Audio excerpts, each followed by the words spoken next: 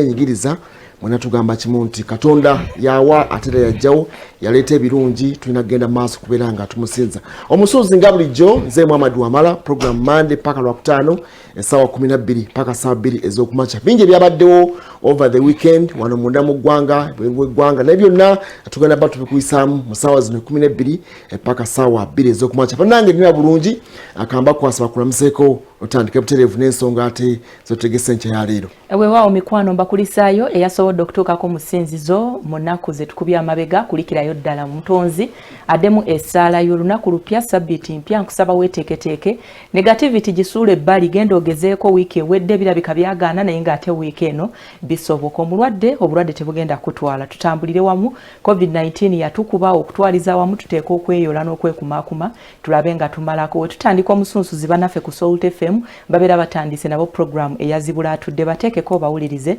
ebigambo bye boogera by'amaanyi nnyo ojja kubyagala. Good morning nise Nabwire Ebustemaniyengo district y'Ebusi ya Farouk kababuzeeko. Wow, good morning mwase mutya baffe abagerede ku Salt Media tubagamba nti ati muli bankizo abalwaziza bafisiza tubagamba nti ati okwasima kama Katonda abakedde okukola nammwe abateekateeka okugenda natoka kala emirimu egy'enjawulo kyanjawulo era kyankizo era kikufuula ow'enjawulo tubatandise program omusunsuzi n'ensonga ez'enjawulo ezigenda maaso munda mu ggwanga lyattu Uganda n'ensi yonna okutwaliza wamu nate tugenda kutandikirako naddala nga tusuubira ggwanga lyattu Uganda okulaba nate nga tunnyuka embeera ya covid-19 China ebulyo negamba bagenda kutuwa ku ddagala ly'ekirwadde kya covid-19 doozi eziri okumpi 7,200 mu kaweefube okulaba nate nga covid-19 alinyibwa ku nfeete ennaku z'omwezi 19 omwezi guno gwennyini gwe tulimu lisuubira okuba nate nga ligenda kujja okwegattako ezo doozi za Sinovac eri abamu mu ggwanga erya China 30,000 ya ddagala lituuka nkya za 19 ndowooza abasomesa abasooka okufuna akasooka kubanga baali bamulingi fencing abeere nga agenda kubasomesa Sinovac oyo ndowooza kijja kubeera kirungi nnyo ate na mu ngeri y'emu mu ggwanga erya Spain ensonga ndowooza zitatambula bulungi ebintu bitambula bulungi amawulire tugenda kubanga namangi nnyo ddala getugenda okubanga tutambuliramu olunaku olwaleero. Ssaabaminisita wa Spain munnaffe Pedro Sanchez agambye nti agenda kuwera obwamalaaya kubanga ono eggwanga erya Spain lirimu abamalaaya bayitirivu nnyo ndowooza ekwata kyakusatu mu nsi yonna okubanga ena bamalaaya abangi ba 2015 bajjawo etteeka eriwera obwamalaaya asonga omuntu wagenda maaso okukola obwamalaaya abakyala baddenga bakikola mu lwatu as long as togenze mu public place nga bakukkiriza okuba obwamalaaya bwo naye kati agaye mu kisanja ekiddako agenda kubanga enteekateeka eno agiwera etteeka libadde likwata oyo bakita pimping oba by proxy oyo akwata client namutuusa eri kati gobeera middleman makati etteeka lyo likwata era ng'ovunaanibwa naye ng'ono agenda n'akola emirimu gino naye agenda nti kati webituuse agenda kubanga bw'anaabazeemu yadde asinkanya abakulembeze ab'enjawulo mu kibiina kyabwe Pedro Sanchez mu kibuga Valencia naga nti kati obwamalaaya buteekeddwa okubanga buwerebwa. Weewaawo bannaffe nga bakyali eyo bwe twogerera kaakano bagiyise medical brain drain okuva ku lukalu olwa Africa. Dr. John Kengasonga akulira CDC eya Africa afunye ekibaluwa ono eggwanga erya Amerika limwetaaga agende abeere nga akulira akakiiko akalwanyisa ekirwadde kya mukenenya okwetooloola ensi yonna. Ebyo nno we bijjidde nga bagamba nti Dr. abadde musaale nnyo mu nteekateeka ez'okulwanyisa ekirwadde ekya COVID-19 naddala wano ku lukalu olwa Africa abadde nga asindiikiriza nnyo enteekateeka ey'okuba nga tuweebwa vaccines. Nga bikyali awo n'akulira CDC ey'eggwanga erya Nigeria naye yaweereddwa ekibaluwa era kugenda kukola mu ggwanga erya Amerika. Abamu ku bakulembeze okuva ku lukalu olwa Africa batandise okwemulugunya bagamba nti abazungu bano bandibanga bakakola kagenderere okuddira bannaffe betulina abakugu be tuba tusibiddeko olukoba ate ne babezza ewaabwe okugenda mu maaso n'okubanga babaweereza ate ffe waneeno ku lukalu olwa Africa nga tusigadde tutyo. Dr. John agenda kubanga omwezi ogwa September wagenda okubanga atandika omulimu omujja mu ggwanga erya Amerika singa abaana abagenzi. Wow, nate butugendako mu ggwanga erya Russia kyole kya COVID-19 kyandifuuka ensonga kubanga olunaku olw'ejjo ku lunaku olw'omukaaga bafunye omuwendo gw'abantu abali okumpi 10,200 nga bafudde ekirwadde kya COVID-19. Kitegeeza ki nti singa tewabeerawo nteekateeka egendereddwamu okulaba nate nga bateekawo amateeka gateekebwawo n'okulaba nate nga baganyikiza COVID-19 yandifuuka ensonga okuba nate nga agenda maaso n'okutojjera munda mu ggwanga eryo. Jjukira ligamu ku mawanga gabadde gakoze ekyamanyi mu kulaba nate nga bagemesa abantu kumpi abantu abasoba mu kakadde kalambirira n'omusobi ababadde bagemeddwa ekirwadde kya COVID-19 obula ate amawulire gafulumya naddala ku bantu ab'enjawulo nga bakwatiddwa wamu ate n'okulwala COVID-19 akiragira ddala nti COVID-19 akyaliyo so n'olwekyo teekeddwa okubeera abeegendereza. Ate mu ggwanga ery'Amerika omukulembeze yali wanamu ababiri Bill Clinton finally yavuddeyo mu ddwaliro abadde ajjanjabibwa ekirwadde ekya infection twamwogerako wiki ewedde naye bantu bamusabidde bulungi ne Katonda yamusaasidde ku myaka 76 ate yasobodde okubanga asiibuddwa ne mukyala we Clinton era bazzeeyo bulungi mu maka gaabwe abakugu bategeeza nti kati ebisigalidde asobola okufuna treatment ng'ava mu maka ogenda mu maaso kuteera obulungi tali covid naye nga zaali non-covid infection ezaali zimusumbwa kati ateredde bulungi ebisigalidde ajja bba bifuna waka. Mukama yebaye kubanga amusaasira. Wano ku lukalu Africa lyali ggwanga lya Madagascar eryavayo ne likolayo ka habutonic akali kajjanjaba ekirwadde ekya COVID-19 amawanga omuli Tanzania ne bakola orders babere nga balifuna okujjanjabwa. Kati wetwogerera amawanga New Zealand, Australia awamu ne South Korea batandise dda okola enteekateeka ey'okugula pill. Waliwo pill yaleeteddwa ng'eno egambibwa okuba nti ewonya ekirwadde kya COVID-19 ate nga abakugu abamu okusinziira ku kunoonyereza bagamba nti esobola okukola nga alternative eya vaccination. Pill eno omuntu aba agimira emirundi ebiri olunaku okumala ennaku 5 zokka. Bannaffe mu ggwanga ery'Amerika abagikoze bagamba nti omulwadde kyandibadde kirungi n'asooka n'akeberwa bw'aba alina ekirwadde kya COVID-19 n'alyoka n'akola ki n'agimira. Naye ku lukalu Africa batugambye tusale puleesa kubanga tuyinza obutagisobola ebbeeyi yaayo then n'ekyokubiri enteekateeka zaffe ez'okukebera ebyuma ndowooza tulina bitono ebisobola okuba nga biverifyinga though bagamba nti omuntu waba azuuliddwa ne symptoms ez'ekirwadde ekya COVID-19 era asobola bulungi nnyo okuba nga aweebwa pill eno n'aba nga avuunuka ekirwadde kyalimu. Bagiyise bagiyita batya eno? Molnupiravir. Yeeyo. Molnupiravir. Bannaffe okuva mu ggwanga ery'Amerika be bagikoze balindiridde ekitongole ekya Food and Drug Authority okugikonfaminga naye nga amawulire agavayo galaga nti omwaka oguyise baddira abantu abali mu 7 ne babawa pill eno nga baali bayi balina COVID-19 naye ku bonna teri yafa ate nga bawona ekirwadde kya COVID. Anti kati kye baakola waliwo kye bayita placebo bakuwa ekyo kyefaananyiriza kati bawa placebo ne bawulira ddala pill eno bagenda okulaba nga ate beyakolera obulungi abaali bawereddwa ddala yo yennyini naye nga kirungi obadde oyogera ku pulezidenti wa Madagascar munaffe Andrella Jolina yakola kitonic ekyo ekya kiyita kibo kyabakolerako kati abantu baneeno ndabanga abagalo tusembya mu bugendelevu kakati bo nga Amerika bo bwe babanga ekitongole ekyabwe ekivunanyizibwa ku byobulamu kyekigenda okukakasa ffe lwaki babeera batusaako olukongolo nti tuteekeddwa kulinda World Health Organization ate nga nabo balina ekyabwe naffe wano tulina Covidex osanga nabo eri bagamba ki Covidex so kakati abantu abo mu bugendelevu baagala tusembya naye nga nnungi kuba balaze nti omuntu amira pills 4 week 40 pills kubanga anti omira 4 emirundi 2 olunaku kitegeeza n'oddamu wiiki okugwako ng'omize pills zo 40 kijja kuba kikuyambako ndowooza naye ya bbeeyi kuba wakuba bazireese nga pills eza bulijjo nga bw'olengera HIV Temsphere zino zigenda mu maaso okubanga zikolebwa naye ndowooza kigenda kuyambako lwakuba nti tekinaba kukakasibwa bulungi kikyalimu obuzibu bwakyo nti kinaagenda okuloolinga bwakitandikidde mu Asian Pacific nga bw'ogambye South Korea, Australia, New Zealand be batandise nakyo naye oba oli awo n'abakikoze Abamerika ewaabwe tebannaba kutandika kubanga balikozesa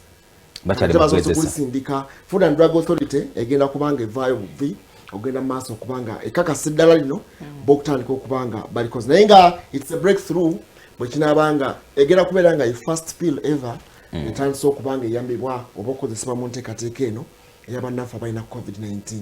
naye katusuubire tebajja kwessaawo nti lyeggwanga erisoose okukola ku ddagala eriwonya COVID-19 kubanga amawanga gabaddenga geetetenkanya era ne gajjanjaba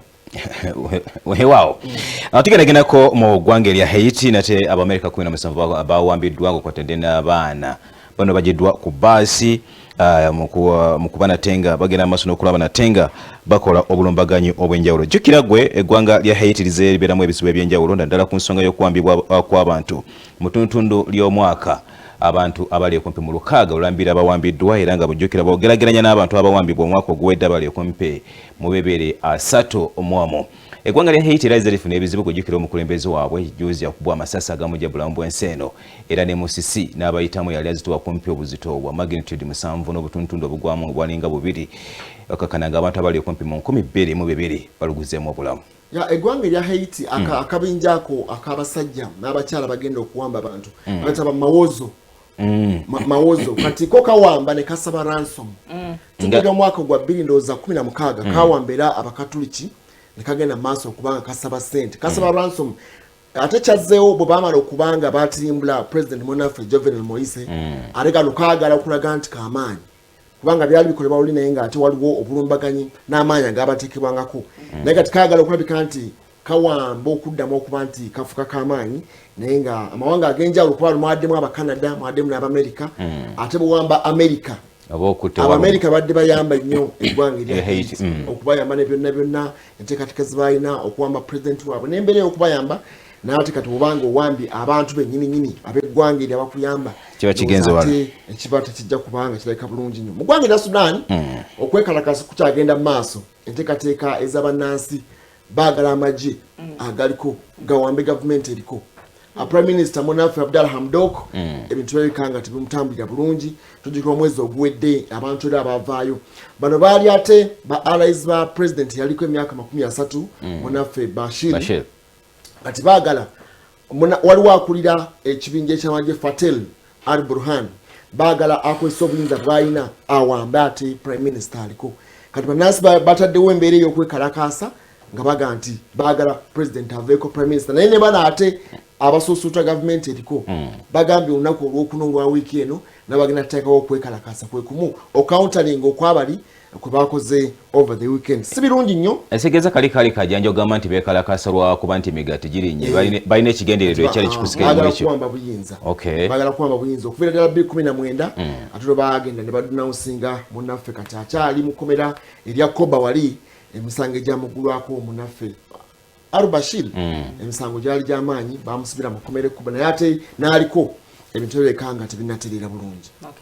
Eggwanga erya Amerika liragidde International Olympic Committee okusooka okuyimirizaamuko empaka za Olympics ezigenda mu maaso n'okubanga zitegekebwa nga zino zigenda kuba mu kibuga Beijing. Entabwe evudde ku kuba nti waliwo abamu ku balwanirizi b'eddembe ly'obuntu abavuddeyo ne batandika okwekalakaasa babiri ne bakwatibwa mu nsonga eno naye ng'ekibeekalakasa bagamba ebipande bye bakutte bigamba nti Free Hong Kong. Eggwanga erya Amerika kwe lisinziridde kwe kuba nti eggwanga erya China liriko abantu abali abasoba mu 600 abakwatibwa ne baggalirwa ku nsonga ezitannaba kutegeerekeka kati bagamba nti tebasobola kubanga batyoboola eddembe ly'abantu batyo ate ne bagenda mu maaso n'okubanga beewoomereza okuteekateeka empaka zineeno eza Olympics zetulindiridde. Weewaawo butikoma wano okwabwobwe nate banaffe aba SMI bakoze nate olulumbo lw'enjawulo mu bitundu byeyo mu North ne bakwata omusajja mukulu abadde akyagenda mu maaso n'okuba nate ng'akola obutujju wamu n'okwagala okutta abantu. Jjukira yakolakira n'obulumbaganyi obw'enjawulo mu Afirika n'abamagye b'eggwanga lya Uganda ba UPDF era yava nateeka ebintu ebyenjawulo ku mitimbagano gya Facebook agamba nga bwagenda okunzika gavumenti eno. Omusajja mukulu eyakwatiddwa simulala okujjako Opejeru Howard ono abadde alina akabinja akabayeekera akagamba nti kakulira okusobola okulaba nate ng'avunika gavumenti nakamanyiddwa nga Uganda Homeland Liberation Force era omuduumizi w'amagye munda mu ggwanga lya Uganda ag'oku ttaka Muhoozi Kainerugaba yagambye nti bateekeddwa okukola kyonna ekisoboka okusobola okulaba nate nga bateekawo omuzinzi okulaba ng'ebyokwenda mu ggwanga lya Uganda bidda ku ntikko nga basaanyawo obubinja bw'abayeekera obwagala nate okutabangula emirembe mu ggwanga. Ndowooza kino kizze twalengera wiiki ewedde kyayambyeko eggwanga erya Bungereza yali maze okuweereza alert ey'abatujju n'ogamba nti bannansi Abangereza abali muno babeere ku alert. Ndowooza ate olengera nti amagye nago tegaatudde mukadde ke kamu wiiki yemu over the weekend ne bakwata musajja mukulu ono Howard Openjuru yagenze maaso ono be bawamba emmundu ez'ezzombo balumba enkambi ne bakuba n'abajaasi naye era mu exchange awo ne PDF eriko abantu ab'enjawulo bagenda maaso okubanga etta abadde nga adiringa nnyo mu bitundu ebya DRC ng'ajja n'eno kati badde bamulondodde okuva mu mambuka eyo ate bamukwatidde wano ebuyikwe kitegeeza nti amagye tegatudde mu mbeera eyo bwaba waliwo alati yonna oba okulabula kwonna gangwirawo intelligence eba ku ground ddala okulaba nti eyingira mu nsonga ezo mu ggwanga lya Ivory Coast munaffe Laurent Gbagbo naye avuddeyo n'akola ekibiina ate mujjukira ono yali mukulembeze w'eggwanga erya Ivory Coast ne bamuta bamutwala mu ICC ogenda mu maaso okumugulako emisango egy'enjawulo omwaka gwa 2011 n'akomawo emisango n'agyejjerera kati yakomyewo ku myaka 79 gy'alina ayagala kuddamu ate byabufuzi jjukira bwe yali agenze ekibiina kye kyalimu baafuna obutakkaanya kati n'atayagala kgenda mu ntalo ate zakukola ki zakuddamu kubbinkana kati akozi kyayise Africa People's Party ekibiina ekirala kyeyagenze maaso okubanga atongoza ataddemu obaolyawo okulabika nti abbinkana mu nsonga z'ebufuzi n'omukulembeze mu ggwanga lya Ivory Coast. Mu mwaka ogwa 2009 bannansi b'eggwanga eri America akakadde kamu emitwalo 6 be basuulawo tawulo be baresigninga okuva ku mirimu egy'enjawulo naye wetwogerera kaakano akasatiro k'amaanyi mu mwezi ogwa August gwagenze okutuuka ng'abantu abali mu bukadde 4 n'emitwalo 3 nga be bavudde ku mirimu gyabwe. Ebyo nno nga bikyali bwe bityo n'okwekalakaasa kwandibanga akadde kuno okutandika n'olunaku olwaleero okusinziira ku bakozi okuva mu bitongole ebyenjawulo nga bwe bategeezezza. Mu ggwanga eri America abakozi omuli n'aba Hollywood bagamba nti bakooye okukola nga awatali kuwummula. Bano baagala eddembe lyabwe libaweebwe ery'okufuna akadde bagende babeere ne famire zaabwe. Mu kwekalakaasa kuno bagamba nti oba olyawo emisaala n'ensimbi endala nga bw'alaawensi obubaweebwa tebabufuna bulungi naye ate nakyo si kyekiyinza okubasindiikiriza ennyo okwekalakaasa okuggyako okulwanirira eddembe lyabwe. Kati ebitongole ebisinga bigenda mu maaso n'okubanga bisattirawo omuli n'ebitongole eby'ennyonyi nabyo abakozi bonna kakati bagenda bakoleza mpolampola abasinza okubeeraliikiriza be bannaffe abajjanjabi be tuyita bannansi bagamba nti bannansi abasoba mu mitwalo 6 be bagenda okwekalakaasa nabo nsonga y'emu bakola nnyo ate nga tebaweebwa kadde kubeera ne famire zaabwe ekyobulabe ennyo okusinziira ku bo kubanga tuli mu biro ebyokulwanyisa ekirwadde ekya COVID-19. Wow, butukuma wano okwabo obwe munda mu ggwanga lya Uganda ekitongole ekivunaanyizibwa ku by'eddagala ekya National Drug Authority bakoze ebikwekwe ebituuka owenja gwe agula eddagala olina okumanya ogula ddagala ki lifaanana litya lyayitako litya ebyo ne bino olina okubigoberera. Bakoze ebikwekwe ebitundu Nakaseke Nakasongola ne bazuula eddagala eribaliwamu obukadde bw'ensimbi 81 mu emitwalo 25 nga yina eddagala bali kukusa mu ngeri etali nnungamu bali kukusa erimu nga fu bali kukusa erimu nga lyayitako naddanga naye nga bakyagenda maaso n'okuba nate nga